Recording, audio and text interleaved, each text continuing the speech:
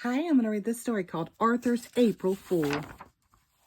It was the last day of March. The joke shop was full of people getting ready for April Fool's Day.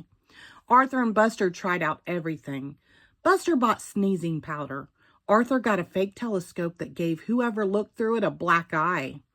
But Arthur didn't feel like playing jokes. He kept thinking about Binky Barnes. "Who is Binky Barnes?" asked Buster. "Picture King Kong. Now double it," said Arthur. "He keeps threatening to punch me out." The next day, Arthur was practicing his magic tricks with Buster and Francine for the April Fool's Assembly. "Hey, shrimp!" A giant shadow covered them. "I'll show you a trick," said Binky Barnes. He grabbed Arthur's favorite pen and put it in his pocket. "Now you see it, now you don't," said Binky. "Hey, watch it," said Arthur, trying to look brave. "Why don't you make me?" said Binky, and walked away. "Pick on someone your own size," called Francine, "like Godzilla." "Wow," said Buster, "you were right. He's going to pulverize you." That night at dinner, Arthur hardly ate anything. He didn't finish his cheeseburger. He didn't even want any chocolate cream pie. "What's the matter with Arthur?" asked his father. "He's worried about getting pulverized," said D.W. "Maybe he's been watching too many outer space movies," said his mother. Later on, D.W. barged into Arthur's room. "Good night, Mr. Universe," she said. "Haven't you ever heard of knocking?" asked Arthur. "After you get pulverized, can I have your room?" she asked. "Beat it, D.W." When Arthur finally fell asleep, he had nightmares. The next morning, Francine offered Arthur a cookie. "Yuck," said Arthur. "This tastes like soap and toothpaste." "April Fool," laughed Francine.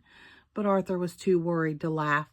"I'll never remember my magic tricks for the assembly," he said. "Calm down," said Buster. "I'll be your assistant. I'll help if you get stuck." Arthur felt better. He could count on Buster. But just before the assembly, Buster got caught putting sneezing powder on Mr. Ratburn's desk. Instead of going to the assembly, Buster went to the principal's office. "I'll blow it for sure without Buster," thought Arthur. He walked into the auditorium. Who was sitting in the front row? Binky Barnes. This was going to be even worse than he thought. Arthur worried while Mr. Ratburn read people's minds. He worried while Francine and Muffy did shadow tricks. And he worried while the chorus sang the old black magic. Finally, it was his turn. "For my best trick," said Arthur, "I'll need a volunteer." Binky Barnes jumped on the stage. "Surprise, Pipsqueak," he whispered. Arthur gulped. Arthur asked Binky Barnes to tear up a sheet of paper and put it in the magic hat. He said the magic words and waved his magic wand to make the paper whole again. But rabbits came out instead. Everyone laughed. Arthur took a bow. By mistake, flowers fell out of his sleeve. Binky Barnes laughed harder than anyone. Then Arthur had an idea. He winked at Francine. "For my next trick, I will saw this young man in half." Binky stopped laughing and took a step back. "My saw, please," said Arthur. Binky turned pale. "And now the bucket to collect the blood," Binky screamed. He stepped back again, this time right off the stage. Everyone laughed, even Mr. Ratburn. After the assembly, Arthur stopped Binky in the hall. "What's the matter, Binky? You left before I could show you my best trick." "No thanks," said Binky Barnes. "Are you sure? It lets you see things you've never seen before," said Arthur. "Really?" said Binky. He grabbed the telescope and pointed it at Francine. "I don't see anything." "Course not," said Arthur. "You have to know the secret words." "Tell me," said Binky. "I can't," Arthur explained. "They're so secret I have to write them down backwards."